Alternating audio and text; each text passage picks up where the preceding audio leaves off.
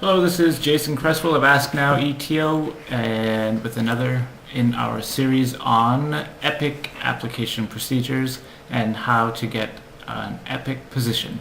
So this video is the what not to do, or otherwise named how to screw up your chances of getting a job at a public school through EPIK. There are quite a few things that people can do to mess up their application. So we're going to try to run through a few of them and tell you kind of some of the common things that we've seen in the past that make it so that people don't get past the interview stage or don't get past the document stage or whatever. So here are the things that you should not do or should be careful about.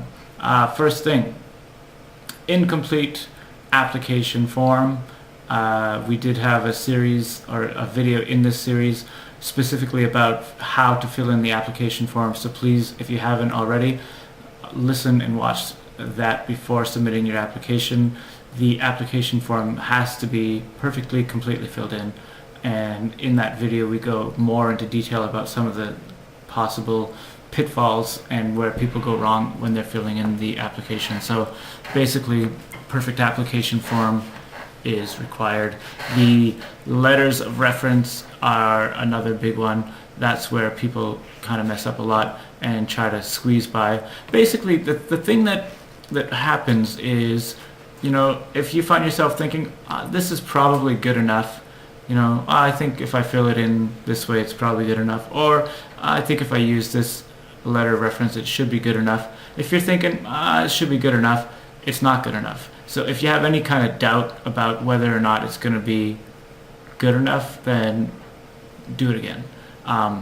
Because they are strict about it. And what they're looking for is this person, somebody who's going to cut corners, or is it somebody who's going to pay attention to detail and knows how to follow instructions? So that's the big test for you. Okay. So the letters of reference, make sure that that's another video in of itself where we talk about what to look out for in the letter of references. So make sure to follow each one of the little details there, because that's a big issue. Now, the next thing you want to do is be sure, once you submit your application form and your 2 letters of reference, we're going to send that on to EPIK, and then they are going to tell us when they want to interview you. So don't miss the interview. If you miss the interview, there's a good chance that they might not reschedule it at all. If they do reschedule it, it's going to be, you're going to be at the back of the line, and the line's going to be very long.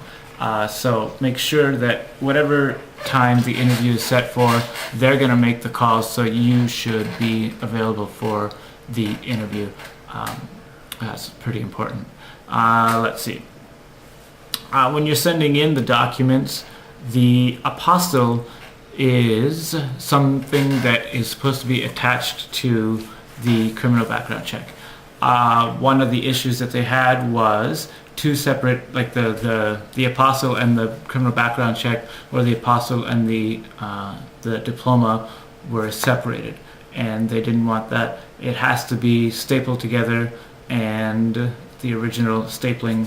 So make sure that you do that, and then also make sure that see, for EPIK, you can't send in your original diploma. They only want the notarized apostille copy. And if you send in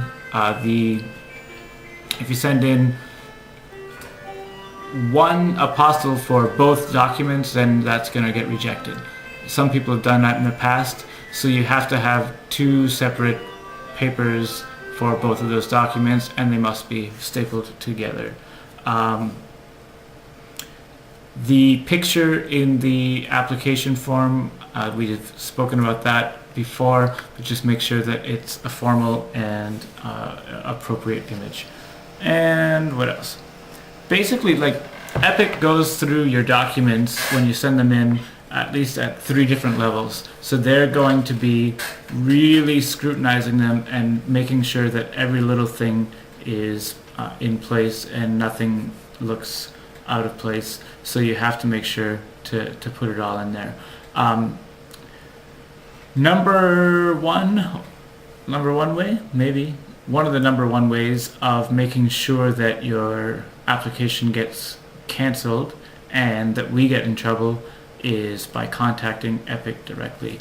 You should never, ever, ever, ever, ever, ever, under any circumstances, email or call or yell or wave, whatever, to EPIK directly. You always have to go through your recruiter. They use recruiting companies like ours because they have, there's over 900 positions just for this September. So they're going to be doing, 1,000 plus interviews, probably 2,000 interviews, and processing all these applicants. So the reason they have us is to kind of filter and communicate with people, and so that they can do their part of the thing. So anyways, if you contact them directly with questions or with updates or whatever, then likely they will just cut you. They don't want that, and then we'll get in trouble too. So make sure you don't do that. Those are some of the main things. If you kind of avoid those things or follow the instructions given, then you should be okay. Really the main thing is just follow everything step by step, be on time with things, and if you can do that, then you should be able to get yourself a position. When you're having the interview, they are on the lookout for people who might be a little bit high maintenance. So if you're kind of the type of person who is asking, can I be placed over here? Well, I have a friend that lives in Gangnam and I think I would like to be there. Is that okay? Or something like, can I trust that I'm going to get paid by EPIK? Or I don't know. If you are asking silly questions or showing that you might be a high maintenance person, then you might not make it through the interview. So if you have some intelligent questions, then those are not too bad, but otherwise do your best to just show that you are a flexible person and that you are ready to work hard and not be a pain in the butt.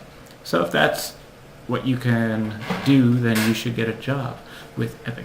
Alright, that's it for this video. I will see you on another.